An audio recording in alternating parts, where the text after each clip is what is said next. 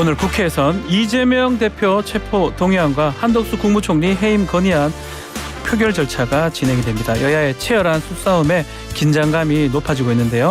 국민의힘 장해찬 최고위원 연결해서 여당 지도부 입장 한번 들어보겠습니다. 안녕하십니까, 최고위원님?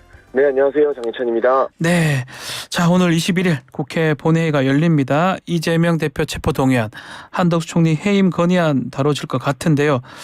자, 먼저 체포 동의안 표결부터 국민의힘 지도부는 표결에 대한 어떤 전략을 갖고 있는 겁니까?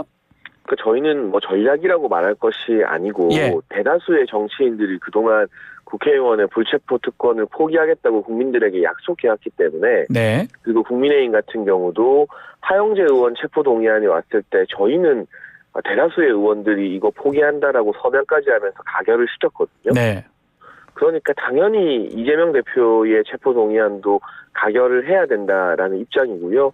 이것은 단순히 국민의힘만의 입장이 아니라 이재명 대표가 지난 대선 과정에서 죄짓지 않은 청렴한 정치인에게는 불체포 특권 전혀 필요하지 않습니다라고 사자후를 토했었기 때문에 이재명 대표 스스로도 약속을 지키기 위해서 가결표를 던지는 국민의힘에게 고마워해야 되는 거 아닌가 하는 생각을 가지고 있습니다. 자, 근데 어제 이제 표결을 하루 앞두고 이재명 대표가 사실상 좀 부결을 요청하는 메시지를 냈습니다. 검찰의 공작 수사에 날개 달아줄 것이다. 이렇게 표현을 했는데 이게 어떤 메시지라고 보십니까? 그러니까 찌질한 메시지인데요. 찌질하다라는 게 사전적으로 보면 보잘것없고 변변하지 못하다라고 되어 있거든요. 사전적으로요? 네, 정말 이보다 더 이재명 대표와 어울리는 단어를 찾아내기 좀 힘들 것 같고요. 사실 이게 정치적으로는 어제 이재명 대표의 메시지 때문에 오히려 민주당 내부에서 역풍이 분다는 보도가 많이 나오잖아요. 그렇죠. 비명계나 고민하던 일부가 동정심이 싹 사라졌다.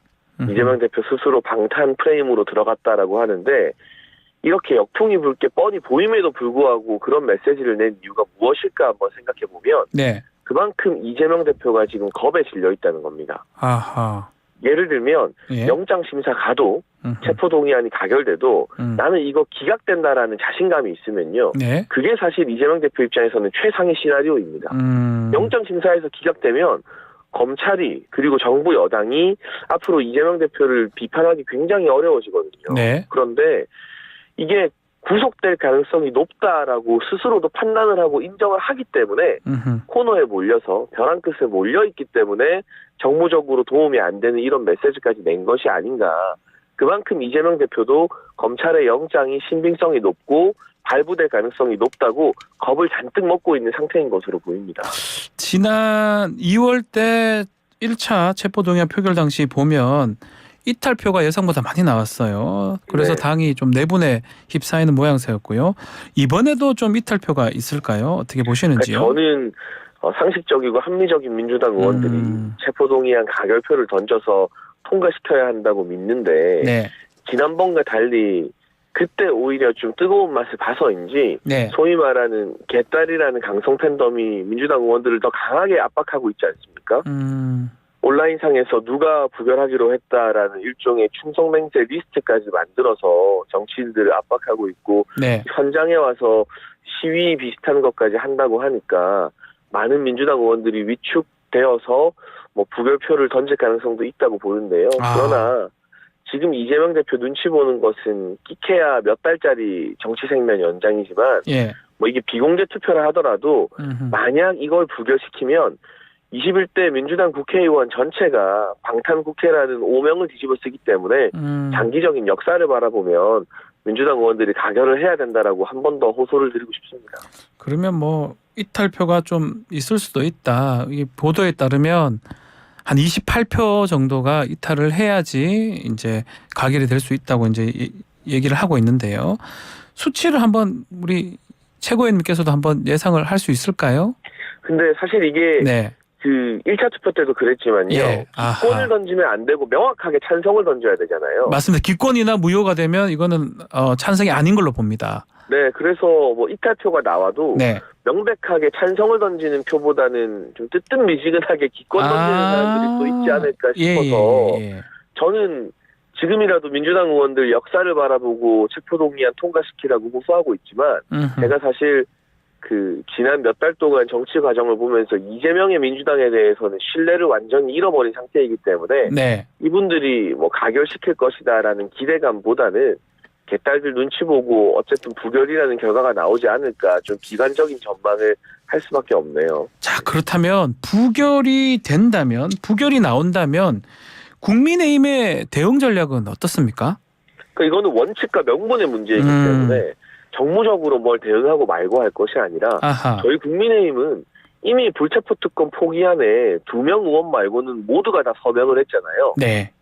그렇기 때문에 불체포 특권을 포기하는 특권 포기 정당과 그 특권을 약속 바꿔서 지키겠다는 특권 사수 정당 이 차이를 국민들이 봐주실 것 같고요. 네. 뭐 단순히 지금 당장의 정당 지지율이나 이런 차원이 아니라 이재명 대표가 본인 입으로 했던 약속을 어긴 것이기 때문에 앞으로 민주당이 총선 공약이나 네. 뭐 대선 공약, 뭐 당장 눈앞에 다가오는 강서구청장 공약 무슨 공약을 내놓아도 이재명의 민주당은 얼마든지 약속을 어길 수 있다는 걸 국민들에게 보여드리는 꼴이 되거든요. 네. 이것이 아마 민주당에게는 두고두고 악재가 될 것이고 반대로 국민의힘은 불체포 특권 포기를 시작으로 많은 정치인과 국회의원의 특권을 하나씩 더 포기해가는 그런 행보를 걸어야 한다고 생각합니다. 자, 또 오늘 있을 한덕수 총리 해임 건의안 표결도 있습니다. 자, 이거 어떻게 국민의힘 지도부에서는 좀 판단하고 있습니까? 제가 많은 민주당 정치인들과 네. 매일 방송을 하는데요. 한덕수 총리가 무슨 잘못했는지 좀 말해달라라고 물어보면 아무도 제대로 대답을 못합니다. 아하, 예. 근데 사실 민주당은 무리한 탄핵을 발의했다가 헌법재판소에서 9대0으로 회초리를 맞았는데 이장민 행안부 장관의 경우 그렇죠. 한덕수 총리 같은 경우는 본인들 스스로도 알고 있어요. 이게 뭐 책임을 질 만한 근거가 없기 때문에 탄핵발의나 이런 것을 하게 되면 또다시 헌법재판소에서 패배하고 역풍을 맞는다는 것을. 그러니까 보여주기식으로 해임 건의안 발의하는 건데요. 국무총리에 대한 해임 건의를 이재명 대표 단식의 출구 수단으로 삼는 것은 너무 그 정도에 맞지 않는 저열한 정치 행위다라는 평을 할 수밖에 없습니다. 말씀하신 대로 해임 건의안 뭐 통과되더라도 뭐 대통령 거부권도 대통령도 수용하지 않을 것 같고 만약에 또 말씀대로 헌법재판소 간다 하더라도 쉽지 않다고 지금 말씀하셨으니까요. 그럼에도 불구하고 민주당이 이렇게까지 하는 이유 어떤 겁니까?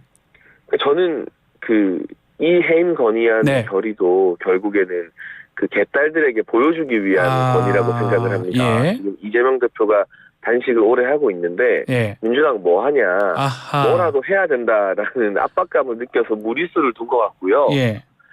이게 당 대표가 단식을 하면서 극단적인 투쟁을 하면 당 내에서 중도나 온건한 목소리가 사라지고 우리도 대표처럼 강하게 투쟁해야 된다는 강경파가 득세하게 되지 않습니까? 네. 민주당 내부 총 분위기를 봐도 그러는 것 같은데요. 해임 건의안 결정 역시 당내 강경파가 헤게모니를 지게 되면서 표출된 무리수라고 보고 있습니다. 자, 또 윤미향 의원 2심 결과가 나왔습니다. 지금 원래 1심에서는 벌금형이었는데요. 2심에서 징역 1년 6개월에 집행유예 2년 징역형 결과가 나왔는데요. 자, 어떻게 보셨는지요? 민주당 의원들과 이재명 대표가 어떤 입장인지 좀 궁금합니다. 1심에서 벌금이 나왔을 때 그것도 유죄이긴 합니다만 뭐 윤미향 의원에게 미안하다. 우리가 언론에게 속았다. 막 이런 입장들 내셨잖아요. 이재명 대표와 사과 릴레이라고 했죠. 이런 분들. 그 사과 릴레이 하셨던 분들 이제 다시 반성 릴레이 해야 되는 거 아닌가요? 그리고 무엇보다 윤미향 의원 때문에 정말 고생하셨던 위안부 피해자 할머니들 앞에서 그 윤미향 의원을 두둔했던 의원들이 고개를 숙이고 사과하고 반성해야 된다라고 보고 있고요. 이런 식으로 뭐 시민단체나 뭐 일종의 사회 활동을 통해서 정치권에 들어오는 경우가 꽤 있는데 윤석열 정부 들어서는 아시겠지만 시민단체에 대한 회계 조사라던가 이런 기준들을 굉장히 엄격하게 다시 세우고 있습니다. 다시는 이 선한 시민단체 활동을 명분으로 삼아서 본인의 사리사욕을 챙긴 사람들이 정치권에 들어오는 일이 없어야 될 것 같습니다. 자, 당내 현안 질문도 좀 드려보면요. 지금 김기현 국민의힘 대표가 인재 영입을 적극적으로 하고 있습니다. 자, 네. 그중에 조정훈 대표 영입을 두고 논란이 좀 되고 있는데 확정은 된 겁니까? 네, 오늘 저희가 당서부에서 현장 최고위를 열기 전에 조정훈 시대전환 대표를 환영하는 예. 일종의 환영 행사를 먼저 별도로 가질 예정이고요. 네. 뭐 실무적인 절차가 조금 남아 있는 것 같습니다만 조정훈 의원과 국민의힘이 뜻을 함께 모으고 더 넓은 울타리를 만들기로 한 것은 확정된 사실입니다. 당내외에서 좀 우려의 목소리도 있는 것 같습니다. 특히 이제 조정훈 대표 과거 행보 지적이 좀 있는 것 같은데 최고위원님 개인적 의견도 좀 궁금합니다. 당내에서 중추적인 좋은 역할을 할 것이다 이렇게 보시는 건가요? 사실 뭐 이전에 당적을 여러 번 바꿨다는 지적은 그건 이제 지난 총선에서 여야 모두 위성 정당을 만들면서 벌어진 것이기 때문에 그 책임을 조정훈 의원 개인에게만 묻기는 어려운 것 같고요. 간단히 말씀드리면 진보 진영에 있다가 이제 중도 보수 진영으로 넘어온 거잖아요. 네. 근데 마찬가지로 민주당이 자랑하는 김부겸 전 총리나 이런 분들 한나라당 출신이지 않습니까? 근데 보수 진영에 있다가 민주당으로 넘어가서는 국무총리도 하고 차기 대권 주자도 되고 비대위원장 늘 1순위인데 조정훈 의원에게만 왜 이렇게 가혹한 잣대를 들이미는지 이해가 되지 않고 가장 큰 문제는요. 이재명의 민주당이 이 전통의 김대중의 민주당, 노무현의 민주당이 아니라는 사실입니다. 제가 만나는 많은 이 민주당에서 활동하는 정치인들이나 방송인들도 네. 사석에서는 굉장한 고민과 괴로움을 토로해요. 도저히 이재명의 민주당을 위해서 내가 싸우거나 함께하고 싶지는 않다.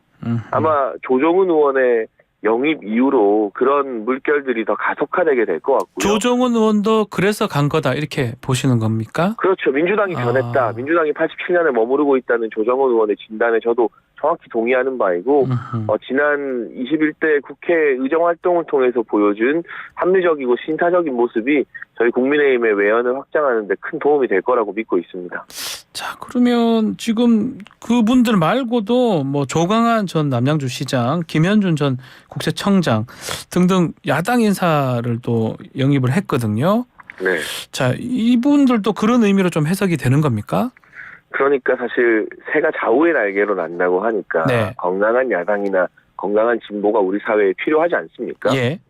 그런데 지금의 왼쪽 날개는 이재명이라는 존재로 인해서 완전히 못 쓰게 되었다라는 증거가 조정훈 의원의 영입 그리고 조강한 전 남양주시장이나 문재인 정부 때 고위공직을 하신 분들의 어떤 국민의힘 입당인 것 같습니다. 네. 지금 이 건강한 양쪽 날개가 되어야 되는데 왼쪽 날개에 이재명이라는 존재를 도려내지 않으면 이재명으로 인해 오염된 왼쪽 날개를 고치지 않으면 이게 정말 큰일이 난다. 새가 못 날고 떨어지겠구나라는 절박한 위기의식을 많은 분들이 느끼기 때문에 네. 오죽하면 민주당에 몸담았던 인사도 그리고 문재인 정부에서 고위공직을 했던 인사도 국민의힘으로 총선에 출마하기 위해서 이렇게 속속 입당을 하겠습니까? 이 부분이요. 단순히 이번 영입으로 끝나는 문제가 아니기 때문에 민주당 내부에서 좀 심각하게 생각해야 한다고 봅니다. 자, 그렇다면 지금 문재인 정부 출신들 인사도 이제 두 팔을 벌렸는데 또 한편으로는 이른바 유승민 전 의원들, 약간 비윤계 분들이죠. 이준석 전 대표. 이런 비윤계를 좀 끌어갈 가능성도 있습니까? 그러니까 저희가 뭐 특정 개파를 나눠서 끌어안는다, 끌어안지 않는다 이렇게 표현하는 건 저는 적절하지 않다고 보고요. 네. 저는 언제나 가장 중요한 기준은 현재 어떤 노력, 어떤 정치를 하고 있느냐라고 생각을 하는데 지금 윤석열 정부의 국정 철학에 동의하고 성공적인 정부를 만들기 위해서 노력하고 헌신하고 있는 인사인가? 이 굉장히 간단한 기준 앞에서 뭐 조정훈 의원 영입을 가지고 볼멘 소리를 하는 소위 말하는 뭐 그런 무슨 괜히 하는 분들이 떳떳하게 할 말이 있을까? 자신들을 먼저 한번 돌아보시라 이런 말씀을 드리고 싶네요. 그러면 사실 윤석열 정부 기조를 동의하고 거기에서 맞춰 간다면 뭐 이른바 비윤계라도 끌어안을 수 있다. 이렇게. 그건 전제가 중요한 거잖아요. 윤석열 정부의 성공을 위해서 함께 노력하고 헌신할 준비가 되어 있다라는 전제가 중요한데 당연히 저는 더 많은 분들이 그 전제를 수용해서 함께 울타리를 넓혀가면 좋겠습니다만 제 개인적으로는 뭐 유승민 전 대표나 이준석 전 대표와 가까운 분들은 그 전제에 동의하고 본인들 자기의 어떤 사리사욕이나 정치적 욕심을 내려놓고 대의를 위해서 함께 뛸 가능성이 극히 낮은 분들만 모여 있기 때문에 예. 그 전제가 충족될 가능성이 별로 높지 않다고 생각합니다. 자, 마지막으로 장관 후보자 관련 질문을 좀 드려보겠습니다. 자, 특히 청문회 앞두고 있는 신원식, 김행 후보자 이야기가 좀 나오고 있는데 신원식 후보자는 발언들이 조명이 되고 있고 김행 후보자는 주식 논란 의혹 등등이 지금 계속 나오고 있습니다. 지금까지 나온 의혹들 좀 정리해 주시죠. 어떻게 보시는지요? 신원식 후보자 같은 경우는 네. 이제 정치인이 되기 전, 그러니까 국회의원도 되기 전에 보수 집회에서의 발언들을 야당이 주로 문제 삼는 것 같은데요. 맞습니다. 그 부분은 청문회에서 국회의원이 되고 나서 그 이후의 공적 발언과 비교해서 신원식 후보자가 어떤 입장인지 다시 한번 들어보면 될 것 같고요. 예. 김행 후보자 보유하고 있는 회사의 주식 문제 같은 경우는 그 당시에 그 회사의 어떤 상황이나 이런 것들이 좋았을 때가 아니라 현저히 나쁘고 이 주식이 민간 시장에서 도저히 판매되지 않을 때 일종의 가족들이 부담을 나눠주는 형태로 그 해당 주식을 구입해 준 것이다라는 해명에 예. 일리가 있다고 보기 때문에 아하. 이 해명이 진실인지 아닌지는 또 야당이 관련된 청문 자료 등을 준비하지 않겠습니까? 김행 후보자도 그 당시에 회사 가치라든가 또는 매출 내역 이런 것들에 대한 세부적인 자료를 정리하고 있을 것이라서 청문회에서 눈높이를 충족시키는 게 중요한 부분이라고 보고 있습니다. 알겠습니다. 자, 오늘 말씀은 여기까지 듣겠습니다. 감사합니다. 감사합니다. 장해찬 국민의힘 최고위원과 함께했습니다.